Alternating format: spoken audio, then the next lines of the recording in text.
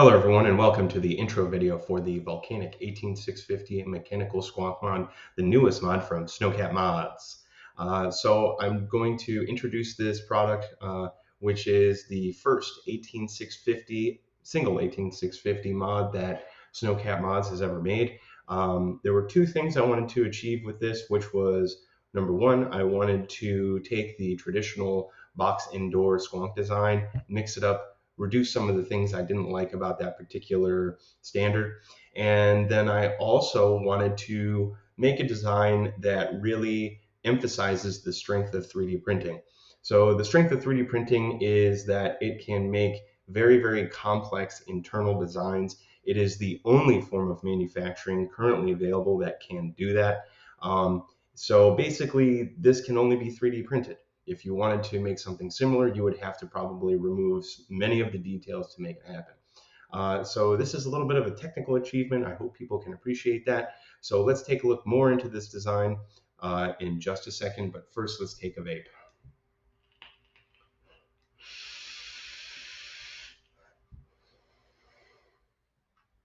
All right, welcome to the download portion of the Volcanic 18650 introduction.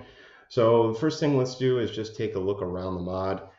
So this is the Snowcat Mods logo. We see the squonk hole here, and we see a ribbed pattern here. So this pattern is on the front door, which comes off like this. Notice there are no magnets, so no magnets to fall out of this thing. Clips nicely into the front of the mod, as we can see, and gives a satisfying click. All right, so let's take that back off. Now we can see inside, guys, these are the internals that I've sort of developed over the years and come to enjoy. These are silver-plated copper contacts. We also have a silver-plated 510. We can see we have an 18650 battery here, and we have the Stimmy Vapor bottle, which holds, I believe, 8.5 milliliters of juice. So again, we can put the door on. Now, please notice that the door actually kind of wraps around the corner here. So first thing that helps to do is it stabilizes the door. And it also creates this really nice shape at the top. So this was one of the big things I was hoping to achieve with this mod was box and door squonks typically, especially the side with the door, will have a very hard corner there. And, it doesn't feel awful, but it tends to, I think, detract from the comfort that could possibly exist. So you notice that I've really, really gone to great lengths to round out the corners of this mod. And then we start, as we go around to the back, we start to see the body opening up, and we can see the skeleton back here. So you can see my cell battery peeking through there.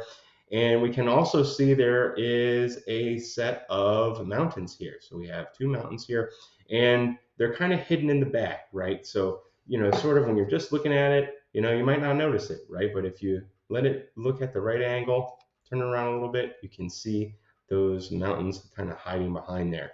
So again, something that would be very hard to achieve without 3D printing, okay? As we continue around, that brings us to the front.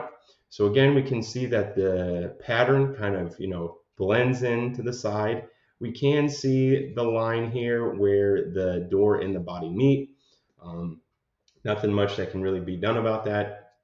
And then we have the front with this also kind of nice ribbed pattern that feels good. Then we get on to the next front corner. Again, we see this corner is also very well rounded, not as much as this one here, but it is still very nice and round, and it makes for a very, very nice hand feel. So if we look at the top, across the mod, it is 25 millimeters wide, so we can get most of our atomizers to sit on here and look nice and pretty. And then on the bottom, we have the access hole. So this is there so that you can use a 12 millimeter deep socket and a quarter-inch driver to take out the 510 connection.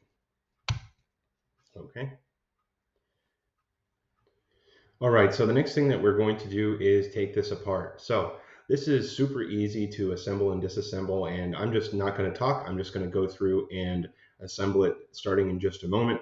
The only thing that you will need to disassemble this is a 1/4-inch driver, or you could also use a socket extender and also a 12mm deep socket. Now remember, it should be a deep socket, a 12mm deep socket. All right, so I'm going to start taking this part now.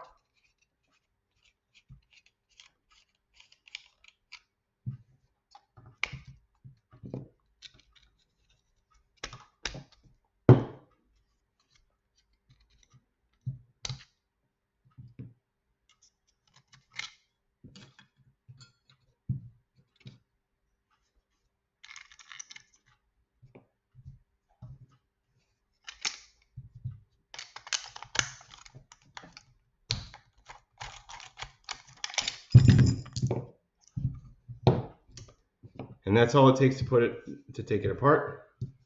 See all of our parts here. Now let's put it back together.